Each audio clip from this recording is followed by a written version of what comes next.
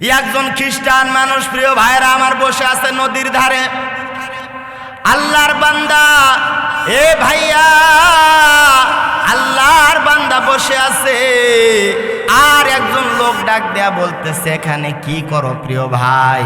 বলে, বসে থেকে চিন্তা করতেছি, আমার এত টাকা, মিলিয়ন বিলিয়ন ট্রিলিয়ন টাকার মালিক, আব্বার আবার টাকা, এত টাকা কি করব?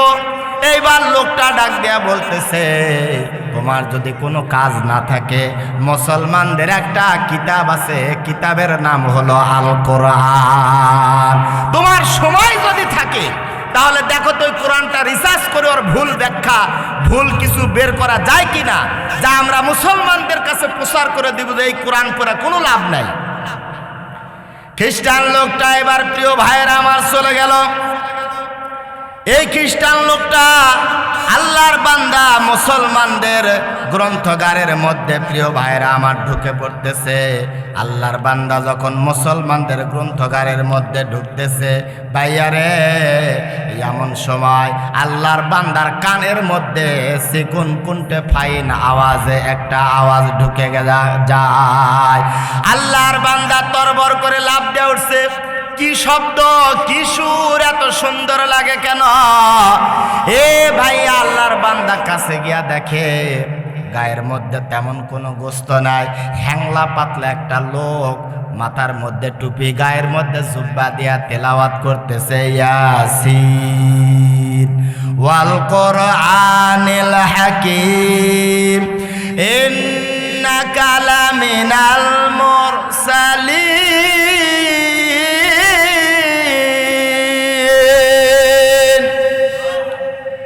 এই খ্রিস্টান লোকটা কাছে গিয়া ডাক দিয়া বললেন, হুজুর গো, আপনি কি পড়েন? এটা ফরেন ল্যাঙ্গুয়েজ, আমি বুঝি না, কি পড়েন আমাকে একটু বলবেন, আমি একটু শুনব। আল্লাহর বান্দা এইবার ডাক দিয়া বললেন, আমি পড়ি কোরআনুল কারীমের তেলাওয়াত। সুবহানাল্লাহ। খ্রিস্টান লোকটা ডাক দিয়া বললেন, এই বইয়ের নাম কি? এইবার হুজুর ডাক দিয়া বললেন, ইন্নাহু লাকুরআনুন কারীম। হুজুর ডাক দিয়া বলতেছে, এটা বই নয়, এর নাম হলো পবিত্র কোরআনুল কারীম। সুবহানাল্লাহ। প্রিয় ভাইরা আমার, বন্ধুরা আমার, এইবার ওই লোকটা খ্রিস্টান ডাক দিয়া বলতেছে, পৃথিবীর মধ্যে যত গ্রন্থ আছে সব গ্রন্থের শুরুতে লেখা আছে ভুল ত্রুটি মার্জনীয়। আপনারা পড়তে পড়তে যদি কোনো ভুল পান তাহলে আমাদেরকে জানাবেন, সংশোধন করব। হুজুর গো, আপনি যে কিতাব পড়তেছেন এই কিতাবের মধ্যে কোনো ভুল আছে নাকি? এইবার আল্লাহর বান্দা হুজুর ডাক দিয়া বললেন, জালিকাল কিতাবু লা রাইবা ফিহি হুদাল লিল মুত্তাকিন। আল্লাহ রাব্বুল আলামিন বলছেন এই কিতাবের মধ্যে কোনো ভুল নাই। এ ভাইয়া, হুজুর ডাক দিয়ে বললেন, এই কিতাবের সামনে থেকে, পিছন থেকে, ডান থেকে, বাম থেকে কিয়ামত পর্যন্ত কেউ ভুল বের করতে পারবে না, এর মধ্যে কোনো ভুল ভ্রান্তি কিছুই নাই। প্রিয় ভাইয়েরা আমার, বন্ধুরা আমার, এইবার ওই খ্রিস্টান লোকটা ডাক দিয়া বললেন, হুজুর গো, এই কিতাব কোথা থেকে আসছে, কে এই কিতাবকে পাঠাইছে? এইবার হুজুর তেলাওয়াত করতেছে, বাল হুয়া কোরআনুম মাজিদুন ফি লাওহিম মাহফুজ। হুজুর ডাক দিয়া বলতেছে, আল্লাহর বান্দারে, এই কিতাবের বাড়ি হলো লাওহে মাহফুজে।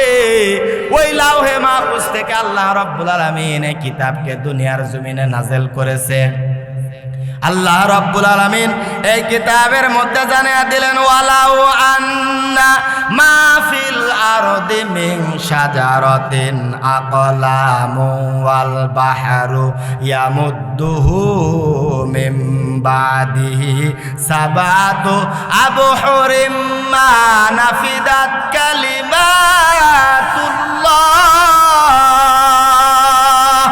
আল্লাহ রাব্বুল আলামিন ডাক দিয়ে বলতেছে, বান্দারে, এই বড় বড় সমুদ্রের পানি বড় বড় মহাসাগরের পানিকে যদি কালি বানাও, আর গাছ কেটে কেটে কলম বানাও, আর জমিনকে যদি তোমরা কাগজ বানায়া তোমরা যদি আমি আল্লাহর প্রশংসা এই কিতাবের ব্যাখ্যা বিশ্লেষণ করা লেখা শুরু করে দাও, এই পানিরূপী কালি শেষ হয়ে যাবে, এরপরেও কিতাবের ব্যাখ্যা লেখে শেষ করা যাবে না। সুবহানাল্লাহ। আল্লাহ রাব্বুল আলামিন যে কিতাব নাযিল করছে, এই কিতাবের মধ্যে আল্লাহ রাব্বুল আলামিন মানুষের জন্য সূরা দিছে। আল্লাহ রাব্বুল আলামিন সূরাতুল নাস দিছে। এই কিতাবের মধ্যে আল্লাহ রাব্বুল আলামিন হালাল হারামের সূরা দিছে। এই কিতাবের মধ্যে মুমিনদেরকে চেনার জন্য সূরাতুল মুমিনুন দিছে। এই কিতাবের মধ্যে মুনাফিকদেরকে চেনার জন্য আল্লাহ রাব্বুল আলামিন সূরাতুল মুনাফিক দিয়েছে। প্রিয় ভাইরা আমার, এই কিতাবের মধ্যে আল্লাহ মহিলাদের জন্য একটা সূরা স্পেশাল করে দিয়েছে। সুবহানাল্লাহ। এই কিতাবের মধ্যে আল্লাহ, এই কিতাবের শুরুতে আল্লাহ একটা সূরা দিছে, সূরাতুল বাকারা। এই কিতাবের মধ্যে গরু মার্ক একটা সূরা দিছে। এই কিতাবের মধ্যে আল্লাহ সূরাতুল আনাম দিছে। আপনি কোন পশু খাবেন, কোনটা খাবেন না, কোনটা হালাল, কোনটা হারাম, আমার আল্লাহ সব এই কিতাবের মধ্যে আল্লাহ দান করেছে। প্রিয় ভাইরা আমার, বন্ধুরা আমার, এইবার খ্রিস্টান লোকটা ডাক দিয়ে বলতেছে, ভাইয়া রে, এই কিতাবকে আমি যদি ধরতে চাই তাহলে কি আপনি আমার হাতের মধ্যে দিবেন নাকি? হুজুর ডাক দেয়া বলে, আল্লাহর বান্দারে, তুমি একজন মুশরিক, তুমি অপবিত্র, তোমার কাছে কোরআন দেওয়া যাবে না। পবিত্রতা অর্জন করে তারপরে তুমি আসো, তোমার হাতের মধ্যে আমি কোরআন দিব। এ ভাইয়া, আল্লাহর বান্দা কোরআন নিয়ে হাতের মধ্যে নাড়াচাড়া করতেছে। আল্লাহর বান্দা হুজুর ডাক দেয়া বললেন, ভাইয়া রে, এই কিতাবের যিনি অথার, এই কিতাবের যিনি গ্রন্থকার, এই কিতাবের যিনি মালিক, তিনি বলেছেন এই কিতাবের কাছে যদি কোনো মানুষ সংস্পর্শে এসে যায়, এই কিতাব দিয়া তার পারিবারিক জীবন, তার রাষ্ট্রীয় জীবন, তার আন্তর্জাতিক জীবনকে যদি কোরআন দিয়া সেটিং ফিটিং করে, আমার আল্লাহ ডাক দিয়া বলেন, বান্দারে, আমি আল্লাহ তোমার পরিচালক হয়ে যাব। সুবহানাল্লাহ। এইবার খ্রিস্টান লোকটা ডাক দিয়া বলতেছে, হুজুর গো, আর এক মুহূর্তে দেরি করতে চাই না। এই মুহূর্তে আপনি আমাকে কলেমা পড়ে আপনি আমাকে এই মুহূর্তে মুসলমান বানায়া দেন। সুবহানাল্লাহ। এই খ্রিস্টান লোকটা কোরআনের সংস্পর্শে আসার কারণে আল্লাহর বান্দা বাঁকা পথ থেকে আল্লাহর জান্নাতের পথের মধ্যে এসেছে। কিন্তু আজকে মুসলমান আমরা কোরআন তেলাওয়াত করতে জানি না, আমরা কোরআন তেলাওয়াত করতে জানি না। এমনও মানুষ আছে এরকম, আবার বলে যে হুজুর একটা প্রশ্ন ছিল। বলেন কি প্রশ্ন? তো বলতেছে যে ঘরের মধ্যে আমরা থাকি, ওই ঘরের মধ্যে কোরআন শরীফ আছে, ভালো আলহামদুলিল্লাহ। বলে ওই ঘরের মধ্যে আবার টিভিও আছে, আমরা একসাথে সবাই মিলে টিভি দেখি। তো কোরআন শরীফ কি ওই ঘরের থোয়া জায়েজ আছে না নেই? এখন আমরা যদি বলি যে টিভি বের করেন, তাহলে আমার ফতুয়া কিন্তু মানবে না। আর যদি বলি না, ঘরের মধ্যে যেহেতু আপনারা ছবি দেখেন, গান বাজনা হয়, তাহলে ওই ঘরের মধ্যে কোরআন রাখা জায়েজ নাই, তখন বলবে হুজুর পড়ার কেউ নেই, আপনি দয়া করে এটা নিয়ে যান মসজিদে যা রাখেন। আছে না বাবা, আছে না? আপনি কোরআন পড়া জানেন না, আপনার পরিবারের সদস্য কেউ জানে না, এরপরেও আপনার বাড়িতে যে কয়টা ঘর আছে প্রত্যেকটা ঘরের মধ্যে একটা করে কোরআনুল কারীমকে রাখেন। এ ভাইয়া, এই কোরআনের বরকতে আপনার ঘরের মধ্যে আল্লাহ বরকত দান করবে। সুবহানাল্লাহ। একজন যুবক আমেরিকাতে থাকে, 5 ওয়াক্ত নামাজ পড়ে, 1 ওয়াক্ত নামাজও কাজা করে না, কোরআন তেলাওয়াত করে। ইমাম সাহেবের সাথে, মুসল্লিদের সাথে যুবকের মোটামুটি একটা সম্পর্ক। হঠাৎ করে যুবক আর নাই, তো ইমাম সাহেব বলতেছে কি ব্যাপার, ওই যুবক গেল কই? মুসল্লিরা বলে হুজুর মাগরিবের সময় তো আসে নাই, এশার সময় আসবেন, হয়তো কোনো কাজে ব্যস্ত, এশার সময় নাই, ফজরের সময় নেই, 1 দিন যায় 2 দিন যায়। এইভাবে হতে হতে তারা খুব খোঁজাখুঁজি করতেছে মোবাইলের মাধ্যমে, জিমেল ইমেলের মাধ্যমে, ফেসবুক মেসেঞ্জারের মাধ্যমে, কিন্তু কোনো জায়গাতে যুবককে পাওয়া যাচ্ছে না। 1 বছর 2 বছর 3 বছর অতিবাহিত হয়ে গেছে। 3 বছর পরে ইমাম সাহেব পিছনের দিকে তাকায় দেখে ওই যে 3 বছরের আগে যে যুবকটা, ওই যুবক ইমামের পিছনে দাঁড়ায় আছে। একামত শেষ, কথা বলার সুযোগ নাই। হুজুর ইশারা করে বললেন যে নামাজের পরে তুমি বসবা, তোমার সাথে কথা আছে। আল্লাহর বান্দা যুবক নামাজ শেষ করে, প্রিয় ভাইরা আমার, মসজিদের এক কোণার মধ্যে বসছে। পরিচিত মুসল্লিরা তাকে ঘেরাও করে ধরছে, এই তুমি এতদিন কই গেছিলা ভাই, তোমাকে তো দেখি না, 3 বছর হয়ে গেল। ইমাম সাহেব গেছে, সালাম দেওয়ার পরে বলে, তুমি 3 বছর কই গেছিলা, তোমার তো দেখলাম না 3 বছর, কোনো যোগাযোগও আমরা করতে পারি না, কি হয়েছিল তোমার? যুবক বলো তো। যুবক বলতেছে, হুজুর আমি 5 ওয়াক্ত নামাজ পড়ি, আমি কোরআন তেলাওয়াত করি, কিন্তু একজন সুন্দরী তরুণী যুবতীর প্রেমী আমি পড়ে গেছিলাম। যুবতীকে ডাক দিয়া বললাম, যুবতী আর কত প্রেম প্রীতি ভালোবাসা করা যায়, আমি তোমাকে বিবাহ করতে চাই। যুবতী ডাক দিয়া বললেন, যুবক রে, আমরা হলাম জাতে খ্রিস্টান আর তুমি হলা মুসলমান, আমাকে যদি বিবাহ করতে চাও আমার পরিবারের মধ্যে তোমাকে যোগাযোগ করা লাগবে। যুবক চিন্তা করলো, খ্রিস্টানদের বাড়িতে গেলে আমাকে মানবে না, কি করি কি করি। যুবক পাগল পারা দিশেহারা, এত সুন্দরী একটা প্রেমিকাকে হারাতে চাই না। যুবক এবার বিবাহের পয়গাম নিয়ে চলে গেলেন তাদের বাড়ির মধ্যে গিয়া দেখলেন অনেকগুলা মানুষ বাড়ির মধ্যে বসা, সব মানুষগুলা বড় বড় চোখ করে তার দিকে তাকায় আছে।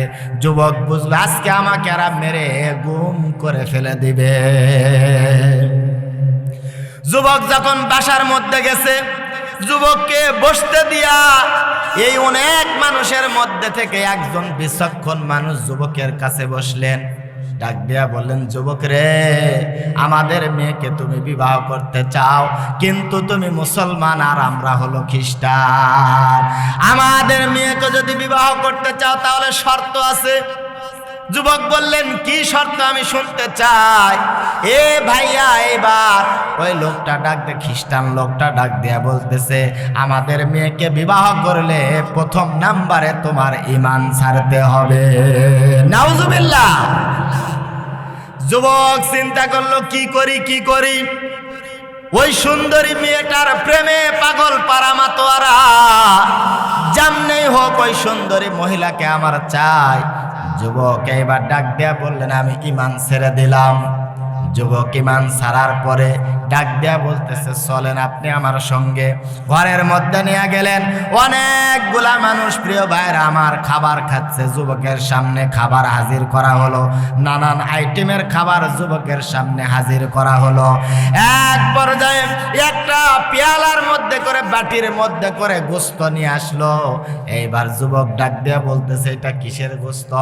এইবার খ্রিস্টান লোকটা ডাক দিয়া বলতেছে, যুবক রে, এইটা হলো শুকরের গোস্ত। কারণ ওরা জানে মুসলমানদের জন্য, মুসলমানদের কিতাবের মধ্যে আল্লাহ রাব্বুল আলামিন শুকরের গোস্তকে চিরতরে হারাম করে দিয়েছে, এরা এটা খাবে না। এইবার তার সামনে দেওয়া হলো। যুবক চিন্তা করতেছে, কি করি রে, কি করি, ঈমান তো ছেড়ে দিয়েছি। এইবার যুবক, আল্লাহর বান্দা যুবক, এইবার ওই সুন্দরীকে পাওয়ার জন্য শুকরের গোস্ত খেয়ে ফেলল। খাবারের শেষে তাকে মদ পান করানো হলো। প্রিয় ভাইরা আমার, এইবার ওই খ্রিস্টান লোকটা ডাক দেয়া বলতেছে, আমাদের মেয়েকে তোমার হাতে তুলে দিতে পারি, আরো কিছু শর্ত আছে। বলে, কি শর্ত? বলে, 1 নাম্বার শর্ত হলো তোমার মোবাইল, তোমার সিম কার্ড, তোমার মেমোরি কার্ড, তোমার ইমেল জিমেল এই মুহূর্তে ওগুলা ধ্বংস করতে হবে। যুবক বললেন, সব ধ্বংস করে দিলাম। নতুন একটা মোবাইল, নতুন সিম কার্ড, নতুন জিমেল আমাকে ক্রিয়েট করে দেওয়া হলো। আর ডাক দেয়া বলল, তুমি যে এলাকার মধ্যে থাকো, এলাকার মধ্যে তুমি থাকতে পারবে না, কারণ তোমার বন্ধু বান্ধব তোমাকে আবারও মুসলমান বানাইতে পারে। ওই এলাকা ছেড়ে দাও, নতুন একটা এলাকার মধ্যে তোমাকে শিফট নিতে হবে। যুবক ডাক দেয়া বললেন, ও ভাইয়া, আমার বাসার মধ্যে প্রয়োজনীয় জিনিসপত্র আছে, ওইগুলো আমাকে আনতে হবে বলে, যাও তুমি নিয়ে আসো। ভাইয়া রে, এইবার ওই যুবক বাসার মধ্যে চলে আসছে প্রয়োজনীয় জিনিসপত্র নেওয়ার জন্য। এইবার আল্লাহর বান্দা বাসার মধ্যে ঢুকছে, ঢোকার সাথে সাথে এমন জায়গাতে আল্লাহর কোরআনকে রাখছে, বাসার মধ্যে ঢোকার সাথে সাথে পবিত্র কোরআনুল কারীমের মধ্যে আগে নজর পড়ে যাবে। সুবহানাল্লাহ। আর আমাদের বাসার মধ্যে ঢুকলে সর্বপ্রথম কার উপরে নজর পড়ে? বিশাল বড় টিভি। আর যুবক রাখছে এমন জায়গাতে কোরআন যে বাসার মধ্যে ঢুকে কারো উপরে নজর আগে পড়ার আগেই কোরআনের উপরে যেন নজর পড়ে যায়। যুবক ডাক দিয়া বলে, আমি আমার ব্যাগের মধ্যে প্রয়োজনীয় জিনিসপত্র নিচ্ছিলাম, আমার চোখটা বারবার আল্লাহর কোরআনের দিকে কে যেন টেনে টেনে নিয়ে যাচ্ছে। আমি বারবার চোখ ফিরে নিচ্ছি, না কোরআনের দিকে তাকাবো না। এক পর্যায়ে যুবক একবার তাকায়া দেখে রে, আল্লাহর কোরআন তাকে হাত ছানি দিয়া বারবার ডাকতেছে। আল্লাহু আকবার। আল্লাহর বান্দা চিন্তা করে, এতদিন ধরে কোরআনকে আমি তেলাওয়াত করলাম, এই কোরআন রেখে যাব নাকি সাথে নিয়ে যাব? আমি যেহেতু খ্রিস্টান। যুবক এইবার চিন্তা করতেছে, কি করি রে, কি করি?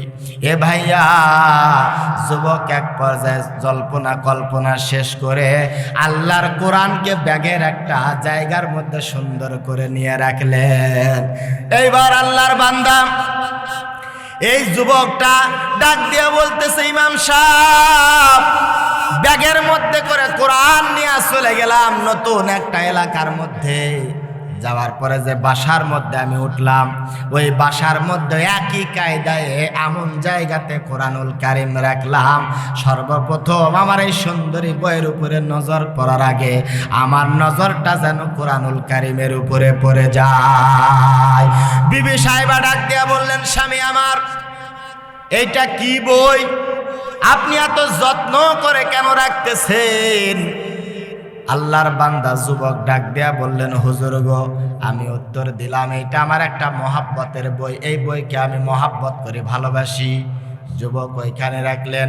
1 বছর যায়, 2 বছর যায়, 3 বছরের বেলা। এইবার যুবক গেছে অফিসের মধ্যে। ভাইয়া, অফিস থেকে আসার পরে বাসার মধ্যে যেই মাত্র প্রবেশ করছে, নজর যেই মাত্র ওই জায়গার মধ্যে পড়ছে, আল্লাহর বান্দা তাকায়া দেখে ওই জায়গার মধ্যে আর কোরআনুল কারীম নাই। যুবক ডাক দিয়া বললেন, ইমাম সাহেব, আমার মাথার উপরে মনে হলো আসমানটা ভেঙে পড়তেছে, কোরআনুল কারীম গেল কোথায়? আমার বিবিকে খুব মেজাজ নিয়ে ডাক দিলাম, বিবি রে, ও বিবি, ও বিবি, আমার এই বইটা গেল কোথায়? বিবি ডাক দিয়া বলে, অপ্রয়োজনীয় জিনিসপত্র আজকে আমি বাসার মধ্যে থেকে ফেলাইয়া দিছি ডাস্টবিনের মধ্যে, ময়লার মধ্যে। আমি দেখলাম এই বইটা 3 বছর হয়ে গেল, এই বইটা যেহেতু আপনি পড়েন না, আমি মনে করছি এইটাও একটা ময়লা, এই ময়লা মনে করে বইটা ডাস্টবিনের মধ্যে ফেলেছি। যুবক ডাক দিয়া বলে, 1 বছর গেল, 2 বছর গেল, 3 বছর গেল, এ বিবি, তুমি আমার মহাব্বতের বই কোরআনকে তুমি টাচ করো নাই, আমিও তোমাকে কিচ্ছু বলি নাই। আজকে যখন তুমি আল্লাহর কালামকে তুমি যখন ডাস্টবিনের মধ্যে ফেলে দিয়েছ, এই মুহূর্তে আমি তোমাকে 1 তালাক, 2 তালাক, 3 তালাক দিলাম। যাও, তোমাকে ছেড়ে দিলাম, আমার যত সম্পদ আছে সব তোমাকে দিলাম। যুবক খালি হাতে দৌড় দিয়া পাগলপাড়া দিশেহারা ডাস্টবিনের মধ্যে গেছে। ডাস্টবিনের মধ্যে যায় আল্লাহর বান্দা ময়লাগুলা ফেলা দেয়, আর যুবক কাঁদতেছে আর ডাক দেয়া বলতেছে, আল্লাহ, আমি তোমাকে ওয়াদা দিলাম, আমি যদি আবার আমার ওই কিতাবকে, আমার কোরআনকে যদি পেয়ে যাই, আমি তোমাকে ওয়াদা দিলাম আমি আবার মুসলমান হয়ে যাব। সুবহানাল্লাহ। যুবক এবার খুঁজতে খুঁজতে ময়লার মধ্যে, প্রিয় ভাইয়েরা আমার, কোরআনুল কারীম পেয়ে গেল। কোরআনুল কারীমকে ময়লার মধ্যে পাওয়ার পরে দেখে কোরআনুল কারীম একবারে ময়লা দিয়ে অপরিষ্কার হয়ে গেছে। যুবক এবার শরীরের মধ্যে থেকে দামি শার্টটা খুলে যুবক কোরআনুল কারীমকে সুন্দর করে মুছে দেয় আর ডাক দেয়া বলে, কোরআন তুমি আমার বন্ধু, তোমাকে আমি তেলাওয়াত করলাম, কোরআন রে তোমাকে সাক্ষী রেখে আমি এই মুহূর্তে কলেমা পড়ে মুসলমান হয়ে গেলাম। ওয়ামা কানা লিনাফসিনা আন তুমিনা ইল্লা বিইজনিল্লাহ। আল্লাহু আকবার। প্রিয় ভাইরা আমার, বন্ধুরা আমার, কোরআনুল কারীম বুকের মধ্যে নিয়া যুবক এইবার ওই যে আগের যে জায়গাতে ছিল সেই জায়গার মধ্যে ফিরে গেছে। মসজিদের কাছে যেই মাত্র গেছে, মিনারাত থেকে মুয়াজ্জিন আল্লাহু আকবার আল্লাহু আকবার আজান দিয়া দিছে। যুবক চিন্তা করতেছে, আল্লাহ 3টা বছর আমি তোমার নাফরমানি করছি, তোমার কুদরতি পায়ের মধ্যে সেজদা দেই নাই, আমি আমার ঈমানকে নষ্ট করে ফেলেছি। আল্লাহ মসজিদের মধ্যে ঢুকলে না জানি আমার মাওলা আমাকে লাথি দিয়া মসজিদ থেকে বের করে দেয়। যুবক কল্পনা জল্পনা করতেছে। এ ভাইয়া হঠাৎ করে তাকায় দেখে যুবক ডাক দেয়া বলে, হুজুর গো আমাকে কে জানে মসজিদের মধ্যে থেকে 2 হাত ছানি দিয়া ডাকতেছে, যুবক রে আয় রে যুবক আয়, তুই আমার ঘরের মধ্যে আয়। যুবক ডাক দেয়া বলে, হুজুর গো আমি মসজিদের মধ্যে আসলাম, আমি শেষ কাতারের মধ্যে নিজেকে লজ্জিত করে আমি বসলাম। কে জানো আমার পিঠের মধ্যে হাত দিয়া ধাক্কা দিয়া ডাক দিয়া বলে, আল্লাহর বান্দারে তোমার জায়গা পিছনের কাতারে নয়, তোমার জায়গা সামনের কাতারে। সুবহানাল্লাহ। কোরআনকে তুমি বন্ধু বানাও, হাদিসকে বানাও সাথী, সবার আগে বাজবে তুমি, বাজবে তোমার জাতি। ছেলে মেয়েকে কোরআন শিখাও ওহে মুসলমান, জান কবজের কালে তোমার হইবে রে আসান। আপনার একটা সন্তানকে মাদ্রাসায় দিয়া আপনি কোরআনুল কারীমকে তেলাওয়াত শিখান। প্রিয় ভাইরা আমার, যদি সন্তান না থাকে যারা কোরআন তেলাওয়াত করতে জানে তাদেরকে আপনি মহাব্বত করেন। আপনি কোরআন পড়া জানেন না, বাড়ির মধ্যে কোরআনুল কারীমকে রাখেন, সকাল সন্ধ্যা কোরআনকে বুকের সঙ্গে ধরেন, সকাল সন্ধ্যা কোরআনকে আপনি চুমু দেন। আমার আল্লাহ কোরআনের বরকতে আপনাকে মাফ করে দিতে পারে। আমার ভাইরা, আমার বন্ধুগণ, আল্লাহ রাব্বুল আলামিনের কুদরতি পার্লামেন্টের মধ্যে সিদ্ধান্ত হয়ে গেল, পবিত্র কোরআনুল কারীম আল্লাহ রাব্বুল আলামিন নাজিল করবে। কার উপরে নাজিল করবে? কার উপরে নাজিল করবে? ভাইয়া রে, আমার আল্লাহ ডাক দিয়া বললেন, আসমান তোমার উপরে আমি কোরআন নাজিল করতে চাই। আসমান ডাক দিয়া বলল, রব্বুল আলামিন ও আরশের মালিক, আমার উপরে যদি ভাব মহাসমুদ্র ভারী কিতাব যদি আমার মধ্যে দেওয়া হয়, আমি গলে আমি শেষ হয়ে যাব, ভেঙ্গে চুরমার হয়ে যাব। রব্বুল আলামিন মেহেরবানি করে আপনি আমার উপরে কোরআন নাজিল করবেন না। এ বগুড়ার ভাইরা, আল্লাহ রাব্বুল আলামিন ডাক দেয়া বললেন, পাহাড় রে তোমার উপরে আমি কোরআন নাজিল করব। পাহাড় ডাক দেয়া বললেন, রব্বুল আলামিন এত ভারী কিতাব আমি সহ্য করতে পারবো না। আল্লাহ রাব্বুল আলামিন জমিনকে ডাক দেয়া বললেন, জমিন তোমার উপরে কোরআন নাজিল করতে চাই। জমিন ডাক দিয়া বললেন, আল্লাহ এত ভারী ভাব মহাসমুদ্র কিতাব আমি সহ্য করতে পারবো না। আল্লাহ রাব্বুল আলামিন কাকে কোরআনুল কারীম দিবে? ভাইয়া রে, মক্কার জমিনে একটা মানুষ আছে, তার নাম হলো মুহাম্মাদুর রাসূলুল্লাহ। এর বাবাও নাই, মাও নাই, চাচার ঘরের মধ্যে লালিত পালিত হচ্ছে। এ ভাইয়া 25 বছরের নওজোয়ান যুবক বিবাহ করলেন মক্কার একজন ধনী মহিলা, নাম হলো তার খাদিজা। ভাইয়া রে, খাদিজাকে বিবাহ করলেন আমার নবী। কিন্তু মাঝে মধ্যে নবী মনটা বেজার করে বসে থাকতেন। আল্লাহর নবীর মনটা বেজার দেখলে আম্মাজান খাদিজা সহ্য করতে পারতো না। বাবা, আমার নবীজি মনটা বেজার করে বসে আছেন। ইন দি মিন টাইমে আম্মাজান খাদিজা দৌড় দিয়া আমার নবীর কাছে এসেছে। ডাক দিয়া বললেন, স্বামী, ও আব্দুল্লাহর বেটা মোহাম্মদ, মনটা বেজার করে থাকো বারবার দেখি। আমার মন সাক্ষী দেয় 40 বছর বয়স্ক একটা মহিলাকে বিবাহ করার কারণে সংসার জীবনে আপনি মনে হয় শান্তি পান না, স্বস্তি পান না। ও স্বামী আমার, আমি এই মুহূর্তে ঘোষণা দিলাম, আপনার সমবয়সী একটা মহিলাকে বিবাহ করে সংসার জীবনে আপনি সুখময় শান্তিময় জীবন যাপন করেন। জোরে জোরে কোন মারহাবা। একটা পুরুষের বিবাহ করা কয়টা জায়েজ আছে বগুড়ার ভাইরা বলেন তো? এ দুপসাসিয়ার ভাইরা কথা বলেন। একটা পুরুষের কয়টা বিবাহ করা জায়েজ আছে? 4টা বিবাহ করা জায়েজ আছে। আপনি মাহফিল থেকে বাড়িতে যাবেন, যাওয়ার পরে বাড়ি আলিক বলবেন যে কাসুর মাও, আমি তো ওয়াজ শুনে আসলাম যে বিয়া 4টা করা জায়েজ। তো এতদিন তো না জানা, খালি তোমাকে ওই একটা বউ নিয়ে তো আমি পড়ে আছি, আমি ঠকনো নাকি? তো আগামীকাল আমি বিবাহ আরেকটা করতে চাচ্ছি। ভাই একটু হিসাব কিতাব করে দেখেন তো, সকালের ভাত পেটের মধ্যে যাবে? হ্যাঁ, আপনি যদি আবার একটা বিবাহ করতে চান, ভাত কি পেটের মধ্যে যাবে ভাইয়া?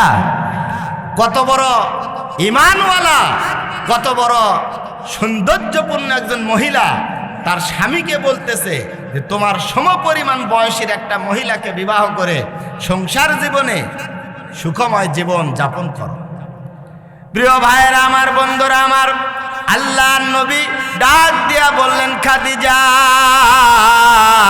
এই জন্য আমি মনটা বেজার করে বসে থাকি না। তাহলে কি হলো আপনার? আল্লাহর নবী ডাক দিয়া বললেন, খাদিজা, এই মক্কার মানুষেরা গাছের পূজা করে, মাছের পূজা করে। এই মক্কার মানুষেরা লাত মানাত উজ্জাতের পূজা করে। 360টা দেবদেবী দিয়া, মূর্তি দিয়া মক্কার ঘরকে তারা এইরকম কুলসিত করেছে। আমি মোহাম্মদ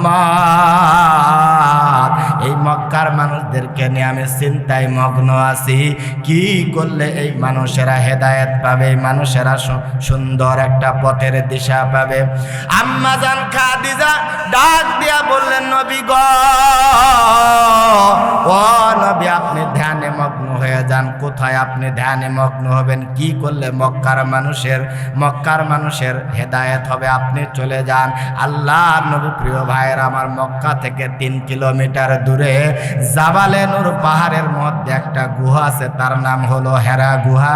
হেরা গুহার মধ্যে আমার নবী চলে গেলেন ধ্যানে মগ্ন হয়ে। এ ভাইয়া, আম্মাজান খাদিজা ছোট ছোট পাথর, বড় বড় পাথর বেবে খাবারটা নিয়া আম্মাজান খাদিজা ওই পাহাড়ের উপরে চলে যায়। 3000 ফিট উপরে, 3000 ফিট উপরে যায় আমার নবীর সামনে খাবার দিতেন। এ ভাইয়া, এখনকার সরকার এই পাহাড়ের মাটি কেটে কেটে সুন্দর করে রাস্তা করে দিয়েছে, কিন্তু তখন রাস্তা ছিল না বাবা। ছোট ছোট বড় বড় পাথর বেবে 3000 ফিট উপরে এই বয়স্ক মহিলা যাইতেন। আমার নবী ডাক দিয়া বলতেন, খাদিজা, এ খাদিজা, তোমার বয়স বেশি। ও খাদিজা, তো কষ্ট করে 3000 ফিট উপরে এত উঁচু জায়গাতে কেন আসো? আল্লাহ নবীর বিবি খাদিজা ডাক দিয়া বলতেন, নবী গো, আপনাকে না দেখলে ঘরের মধ্যে আমার মন ঠিকানা। জোরে কোন মারহাবা। দেখে আপনার মজে যা, ধন্য বিবি খাদিজা, জীবন যৌবন করিলে নরপন মায়ার নবী দয়ার নবী গো আপনি নবী আমার জীবনের জীবন। জোরে কোন সুবহানাল্লাহ, জোরে কোন আলহামদুলিল্লাহ। আল্লাহর নবীর সামনে যখন খাবার দিতেন, এ ভাইয়া খাবারটা লোকমা বানায়া এই খাবারটা নিজের মুখের মধ্যে আগে না দিয়া দরদের বিবি খাদিজার মুখের মধ্যে আমার নবী খাবারটা দিতেন। ভাইয়া রে, ওই জাবালে নূর পাহাড়ের উপর থেকে হেরা গুহার থেকে বারবার মক্কার দিকে আমার নবী তাকায় আফসোস করতেন। আল্লাহ রাব্বুল আলামিন ডাক দিয়া বললেন, জিবরাইল, ও জিবরাইল, তাড়াতাড়ি মক্কার জমিনে চলে যাও, জাবালে নূর পাহাড়ের হেরা গুহার মধ্যে চলে যাও। আজকে থেকে কোরআনুল কারীমের আয়াত, কোরআনুল কারীমের সূরা, কোরআনুল কারীমের অংশ বিশেষ আমি আল্লাহ আমার নবীর উপরে নাজিল করব। জোরে জোরে কোন সুবহানাল্লাহ। কোরআনকে তুমি বন্ধু বানাও, হাদিসকে বানাও সাথী, সবার আগে বাজবে তুমি, বাজবে তোমার জাতি। ছেলে মেয়েকে কোরআন শিখাও, ওহে মুসলমান, জান কবজের কালে তোমার হইবে রে আসান। কথা বলেন ঠিক কিনা? আল্লাহ নবী বসে আছে ধ্যানে মগ্ন। এ ভাইয়া, ফানাদা জিবরাইল আলাইহিস সালাম আমার নবীর কাছে এসে ডাক দিয়া বললেন, ইকরা, ও নবী মুহাম্মদ আপনি পড়েন। আমার নবী বললেন, মা আনা বিকরিন, আমি পড়তে জানি না। আল্লাহ নবীকে আবার বললেন, ইকরা। আবার নবী বললেন, মা আনা বিকরিন, আমি পড়তে জানি না। তিনবার বলার পরে হযরতে জিবরাইল আলাইহিস সালাম আমার নবীকে বুকের সঙ্গে নিয়া এমন একটা চাপ দিছে বাবা, আমার নবীজির মুখ থেকে সূরা আলাকের 5টা আয়াত বের হয়ে গেছে। সুবহানাল্লাহ। আল্লাহ রাব্বুল আলামিন ডাক দিয়া বললেন, আমার পয়গম্বর, ও আমার হাবিব, ও আমার বন্ধু, আর এই গুহার মধ্যে বসে থাকলে হবে না। আপনি তাড়াতাড়ি করে আপনি চলে যান, মক্কার জমিনে নেমে আসেন। আপনি কোরআনুল কারীম দিয়ে আপনি মানুষের মধ্যে দাওয়াত দেওয়া আরম্ভ করে দেন। এ ভাইয়া, আল্লাহর নবী কোরআনুল কারীম দিয়া আমার নবী যখন দাওয়াত দিতেন, প্রিয় ভাইরা আমার, বন্ধুরা আমার, মক্কার বড় বড় লিডারেরা, কাফেরেরা পর্যন্ত কোরআনুল কারীমের তেলাওয়াত শুনতেন। সুবহানাল্লাহ। রাত্রি জেগে তারা কোরআনুল কারীম শুনতেন। এই খবরটা যখন পৌঁছে গেল মক্কার কাফেরদের কাছে, মক্কার মানুষদের কাছে, তারা কানাকানি করতে লাগলো, আমাদেরকে নিষেধ করে, কিন্তু আমাদের লিডারেরা রাতে গোপনে গোপনে কোরআনুল কারীম শোনে। প্রিয় ভাইরা আমার, বন্ধুরা আমার, তারা মানুষদেরকে বলল, কোরআন আজকের থেকে শোনা বন্ধ। যেখানে কোরআন তেলাওয়াত হবে সেইখানে হট্টগোল শুরু করে দাও, সেখানে সুরগোল শুরু করে দাও, সেইখানে বাধা প্রদান করো। কোরআনুল কারীম যেন মানুষের কাছে আব্দুল্লাহর বেটা মুহাম্মদ যেন শুনাইতে না পারে। প্রিয় ভাইরা আমার, বন্ধুরা আমার, আল্লাহ রাব্বুল আলামিন এই কথাটা কোরআনুল কারীমের মধ্যে রেকর্ড করে দিয়েছেন। ওয়াকালাল্লাযীনা কাফারু লা তাসমাউ লিহাযাল কুরআনি ওয়ালগাউ ফীহি লাআল্লাকুম তাগলিবুন। আল্লাহু আকবার। প্রিয় ভাইরা আমার, বন্ধুরা আমার, কোরআনুল কারীমকে বাধা দিয়া তারা থামাইতে চাইছে। আল্লাহ রাব্বুল আলামিন কোরআনকে থামাইতে দেন নাই। আল্লাহ রাব্বুল আলামিন বললেন, নবী হে, আপনি চিন্তা করবেন না, কোরআনুল কারীম যারা থামাইতে চায় তারাই থেমে যাবে। কোরআনুল কারীম কিয়ামত পর্যন্ত চালু থাকবে। মানুষের আর কোরআন শোনে না, কিন্তু নেতারা লুকায়া লুকায়া কোরআন তেলাওয়াত শুনে। আবু জাহেল আমার নবীর বেড়ার সামনে, বেড়ার মধ্যে কান লাগায়া দিয়া কোরআনুল কারীম তেলাওয়াত শোনে। রাত্রি গভীর হয়ে গেছে, শেষ রাত হয়ে গেছে। এইবার যখন চলে যায়, মানুষ যেন দেখতে না পায়, চলে যায়। এমন সময় আজ একটু অন্ধকারাচ্ছন্নর মধ্যে একজনের সাথে ধাক্কা লেগে যায়। ডাক দিয়া বললেন, কে? উনি আবার বলতেছে, তুই কে? বলতেছে, আমি আবু জাহেল। বলে, আমি উতবা। কই গেছিলাম? বলে, মুহাম্মাদের তেলাওয়াত শোনার জন্য গেছিলাম। আবু জাহেল বলে, আমি যদি মক্কার নেতা না হতাম, ওই বেড়াটা ফাঁক করে দিয়া নবীর ঘরের মধ্যে ঢুকা নবীর কাছে বসে, আব্দুল্লাহর বেটা মুহাম্মাদের কাছে, ভাতিজার কাছে বসে তেলাওয়াত শুনতাম। এ ভাইয়া আস্তে আস্তে যখন মানুষের মাঝে আবারও জানাজানি হলো, তারা চিন্তা করলো কি করা যায়, কি করা যায়। এইদিকে একজন, দুইজন, পাঁচজন, 10 জন, 20 জন করতে করতে কোরআনুল কারীমের তেলাওয়াত শুনে শুনে কাফেরেরা মুসলমান হয়ে যাওয়া আরম্ভ করেছে। তারা চিন্তা করতেছে এটার বিকল্প কিছু বের করা দরকার। মানুষ কোরআন বাদ দিয়া তারা যেন অন্য কোনো একটা আকর্ষণের মধ্যে পড়ে তারা যেন পাগল পাড়া দিশেহারা হয়ে যায়। প্রিয় ভাইরা আমার, আমাদের পবিত্র একটা জায়গা সংসদ ভবন, সেইখানেও ফাটা যায়, চিরা যায়, গান শুরু হয়ে গেছিল বাবা। যেখানে কোরআনুল কারীমের আইন পাশ হবে, এ বাংলাদেশের মুসলমানরা নিরাপদে কিভাবে ইবাদত বন্দেগী করবে, মাদ্রাসা মসজিদ চলবে, সেখানে ওই কথা নাই। আছে কি? ওরে বুকটা ফাইটা যায়। ওদেরকে বড় বড় চেয়ার দেয়, আর মসজিদের যিনি হুজুর, তার মুখের মধ্যে তালা মারতে চায়। মক্কার একজন ধনী মানুষ, তার নাম হলো নজর ইবনে হারেস। তাফসীরে আনোয়ারুল কিতাবের মধ্যে আসছে, নজর ইবনে হারেসের কাছে মক্কার 4 জন লিডার গেল। যাওয়ার পরে বলতেছে, নজর ইবনে হারেসকে বলে, প্রিয় ভাই, আপনি ব্যবসা বাণিজ্যের কারণে বিভিন্ন জায়গাতে, বিভিন্ন দেশে আপনি সফরে যান। ও নজর ইবনে হারেস, এমন কোন জিনিস তুমি খরিদ করে নিয়ে আসো যেটা মুহাম্মাদের চাইতে উত্তম হয়। নজর ইবনে হারেস বিভিন্ন দেশ থেকে গায়ক গায়িকা, নায়ক নায়িকা, বিভিন্ন বাদী খরিদ করে তিনি মক্কার জমিনে নিয়ে আসলো। এ ভাইয়া, মক্কার জমিনে নিয়ে আসার পরে হই হই কাণ্ড, রই রই ব্যাপার দিয়া প্রিয় ভাইরা আমার মানুষদেরকে বলা আরম্ভ করলো, মুহাম্মাদের কাছে গেলে নামাজ পড়া লাগে, মুহাম্মাদের কাছে গেলে যাকাত দেওয়া লাগে, মুহাম্মাদের কাছে গেলে রমজান মাসে রোজা রাখতে হয়। আর তোমরা যদি আমাদের দলে আসো, গান ফ্রি, নাচ ফ্রি, ড্যান্স ফ্রি, যা মন চায় তা করো।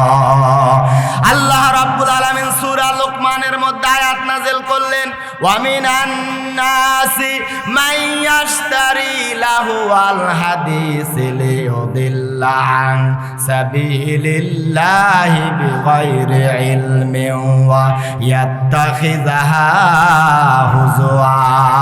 আল্লাহু আকবার। আল্লাহ রাব্বুল আলামিন জানিয়ে দিলেন, নবী হে, আজকে থেকে গানকে, অনর্থক কথামালাকে আমি আল্লাহ চিরতরে হারাম করে দিলাম। কিন্তু ওরা কয় সুরেতে পড়ো কোরআন, সুরেতে দাও আজান। বলে কি বলে না? মানে ওরা বোঝায় যে সুর দিয়া গান কর, সুর দিয়া ওয়াজ করো। তো সুর দিয়া গান করলে সমস্যা কোন জায়গায়? আল্লাহ পাক বলতেছে হারাম 3 দল। জোরে বলেন, কয় দল? এক দল আছে, দেখবেন কালে ঢোলকত বাড়ি দেয়, ঢোলক কয় দুজক, দুজক, দুজক। বলে কি বলে না?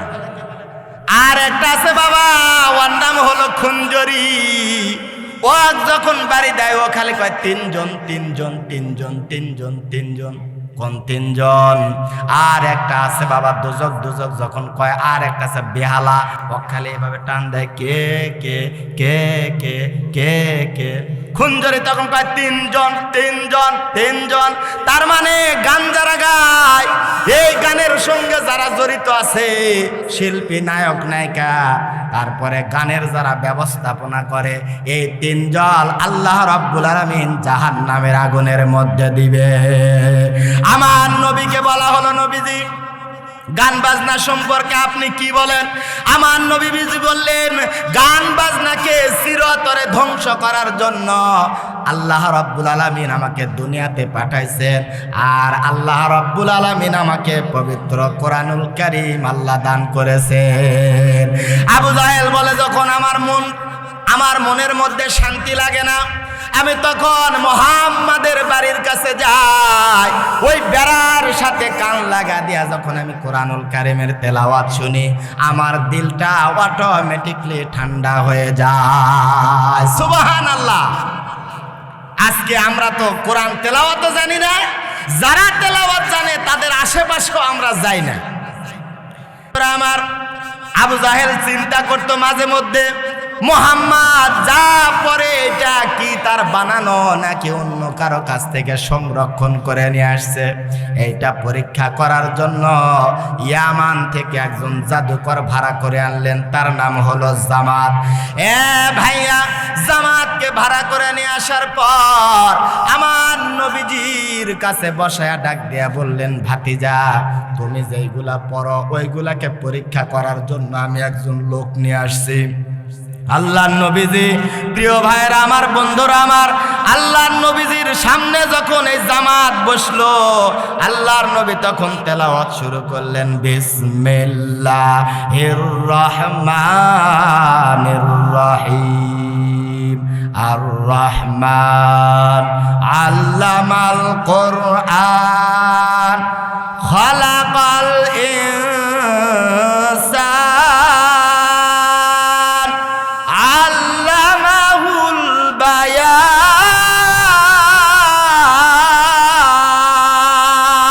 আল্লাহু আকবার। আমার নবী তেলাওয়াত করতে করতে দীর্ঘক্ষণ পরে যখন নবীজি থেমে গেছে, বাবা, জামাতের চোখের কোনা দিয়া দর দর করে পানি পড়তেছে। জামাত ডাক দিয়া বললেন, ও আব্দুল্লাহর বেটা মুহাম্মদ, কেন আপনি থামলেন? আপনি আরো তেলাওয়াত করেন, আমি আরো শুনতে চাই। সুবহানাল্লাহ। আল্লাহর নবী ডাক দিয়া বললেন, জামাত রে, এতক্ষণ পর্যন্ত যা শুনলে বলো তো এটা জাদু না অন্য কিছু? এইবার জামাত ডাক দিয়া বললেন, নবীজি, আমি জীবনে লক্ষ লক্ষ জাদু শিখেছি, মানুষদেরকে লক্ষ লক্ষ জাদু আমি শিখাইলাম, কিন্তু এইটা শোনার পরে আমার মন সাক্ষী দেয় এইটা জাদু নয়, এইটা হলো হাজা কালামুল্লাহ। আল্লাহু আকবার।